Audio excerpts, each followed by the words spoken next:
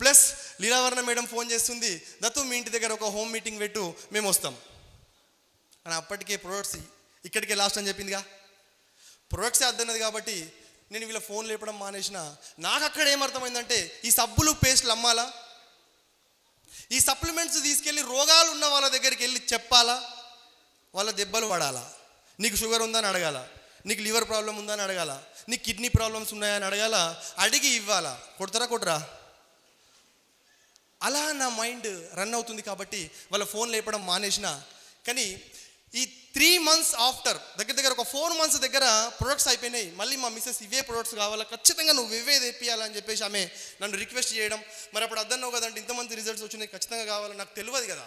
మీరు ఇక్కడ ఒక పాయింట్ అర్థం చేసుకోండి, మీ ఫ్యామిలీ మెంబర్స్ వాటిని వాడట్లేదు అంటే పూర్తిగా ఈ బిజినెస్నో లేకపోతే ప్రొడక్ట్నో రిజెక్ట్ చేయించినట్టు కాదు, తెలియక, ఎక్కడ ఇలాంటి ప్రొడక్ట్స్ చూడక. ఎసార్నో?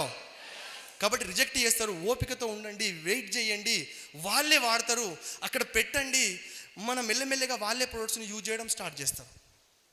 తర్వాత ఈ 4 నెలల తర్వాత ప్రొడక్ట్స్ కావాలని చెప్పేసి నేను అప్లైన్కి ఫోన్ చేస్తే అప్లైన్ చెప్పినటువంటి మాట ఏంటంటే, నీకు ప్రొడక్ట్స్ కావాలంటే ఆ రోజు హెల్త్ వస్తుందని చెప్పినాం, మీ ఇంట్లో హెల్త్ వచ్చింది, మరి కారు, ఇల్లు, ఫారెన్ ట్రిప్స్ కూడా వస్తాయని చెప్పినాం, నమ్ముతావా నమ్మవా అంటే, మరి ఆరోగ్యం వచ్చింది కాబట్టి డబ్బులు కూడా వస్తాయేమో అని అనుకున్నా. ఒక క్యాంపుకి వస్తే నీకు దీని మీద పూర్తి అవగాహన వస్తుందని చెప్పింది. క్యాంపుకు రావాలంటే అప్పుడు 800 rupees boot camp ticket, 800 rupees పంపమని చెప్పింది. 800 రూపీస్ నా దగ్గర లేవు, నేను రాను. ఎందుకంటే 3 రోజులు నేను ఇస్త్రీ షాప్ను బంద్ చేస్తే గిరాకీ పోతుంది. అర్థమైందా? 3 రోజులు ఇస్త్రీ షాప్ బంద్ చేస్తే నా గిరాకీ పోతుంది, నేను రానని చెప్తే, దత్తు ఒక్కసారి ఈ 3 రోజుల ట్రైనింగ్ వచ్చిన తర్వాత నువ్వు ఈ బిజినెస్ చేయకు, కానీ నీకు ప్రొడక్ట్స్ ఎప్పుడు కావాలంటే అప్పుడు నేను పంపిస్తా అని చెప్పింది మేడం.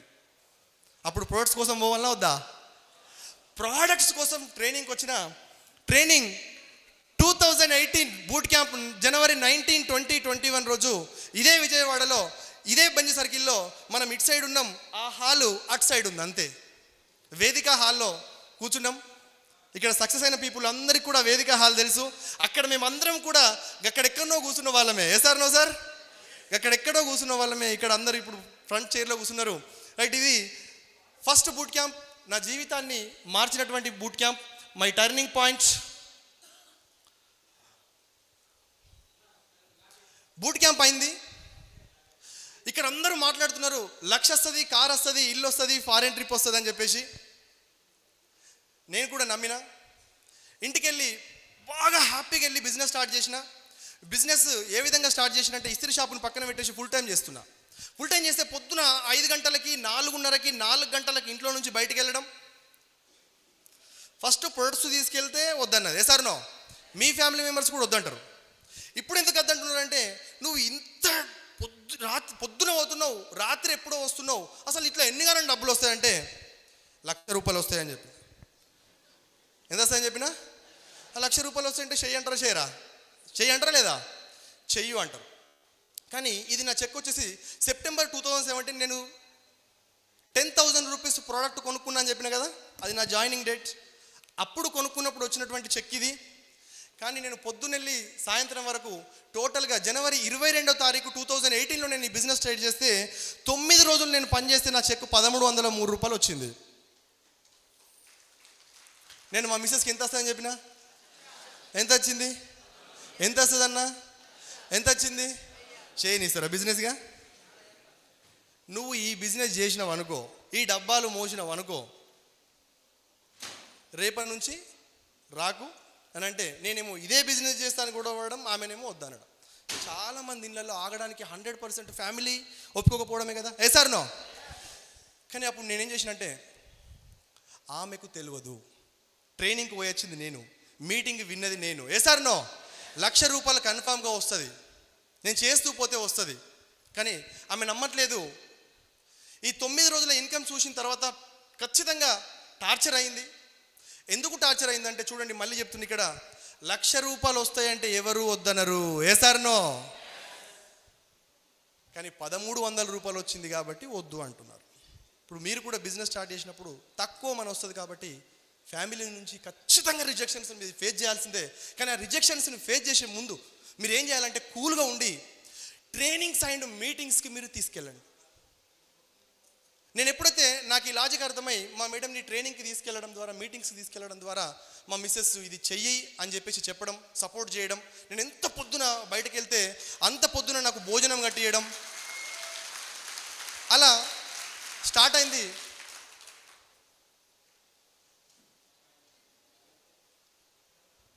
బట్ ప్రాబ్లమ్స్, మా మిస్సెస్ నుంచి ప్రాబ్లం క్లియర్ అయింది. ఇప్పుడు సమాజం నుంచి, సొసైటీ నుంచి ప్రాబ్లమ్స్ స్టార్ట్ అయినాయి.